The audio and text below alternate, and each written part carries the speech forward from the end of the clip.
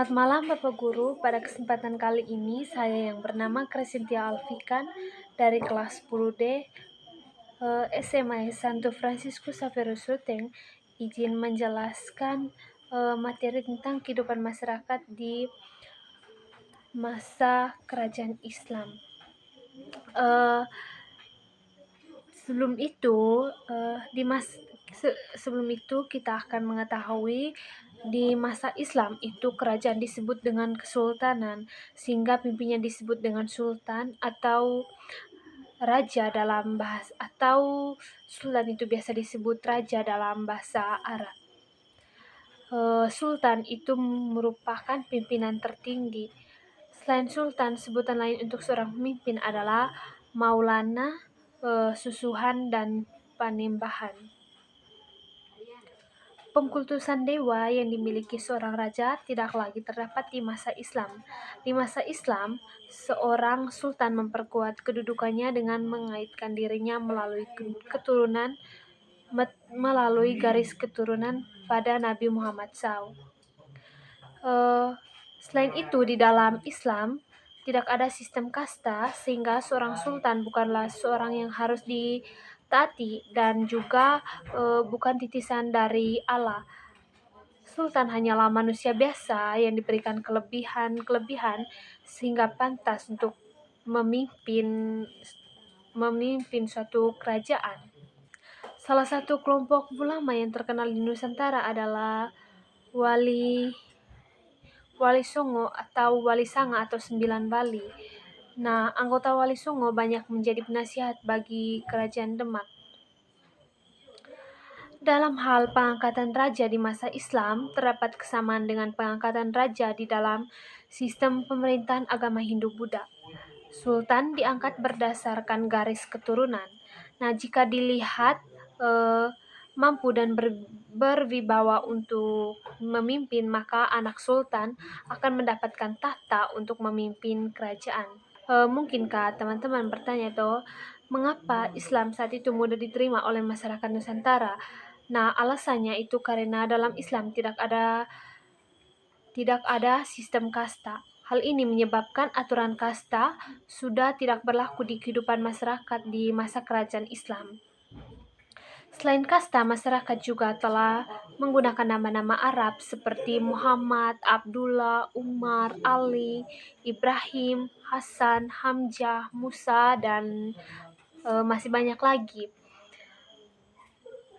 Nah, alasan lain mengapa Islam mudah diterima itu karena ajarannya itu cenderung lebih sederhana.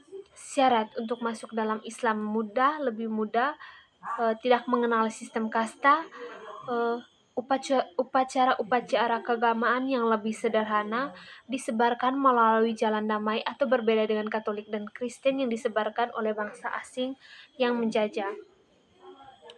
Yang berikut sistem ekonomi pada masa itu. Nah, pada masa Islam, kehidupan perekonomian bergantung pada perdagangan.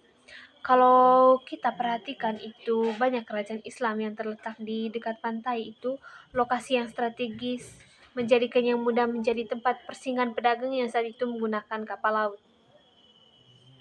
Contohnya itu di Pelabuhan Cirebon. Hal ini juga memicu berdirinya bandar-bandar atau pelabuhan tempat transaksi perdagangan terjadi. Tempat tersebut tidak hanya disinggahi, atau pelabuhan tersebut tidak hanya disinggahi oleh pedagang pribumi, tapi juga oleh pedagang dari mancanegara. Pedagang dari mancanegara umumnya berasal dari Arab, Persia, Tiongkok, bahkan Eropa. Komoditas yang dijual saat itu terdiri dari rempah-rempah, perhiasan, ataupun keramik.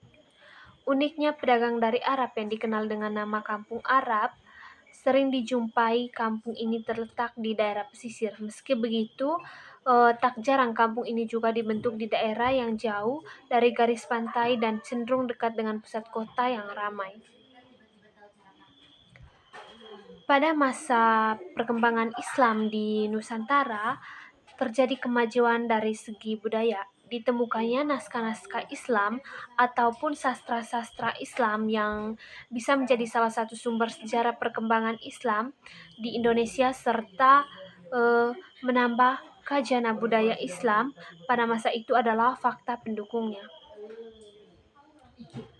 Karya-karya sastra itu semakin menyebar setelah masa Majapahit, karena pusat kebudayaan tersebar ke seluruh Nusantara yang merupakan perpaduan budaya Indonesia asli, Hindu-Buddha dan Islam. Ada beberapa ajaran yang mempengaruhi kehidupan masyarakat Nusantara, khususnya Jawa, adanya ajaran tasawuf. Ajaran tasawuf ini salah satunya diajarkan oleh Sunan Bonang yang juga telah menulis suluk. Dia menghasilkan buku karya Sunan Bonang atau Hadeboek van Bonang. Walaupun Islam hanya mempunyai dampak yang sangat terbatas terhadap falsafah Jawa, tetapi agama ini telah menyebabkan terjadinya pergeseran budaya dalam kehidupan masyarakat. Kehidupan masyarakat di masa kerajaan Islam ternyata banyak yang kita temui di kehidupan saat ini. Itu saja yang bisa saya jelaskan. Sekian dan terima kasih. Bye-bye.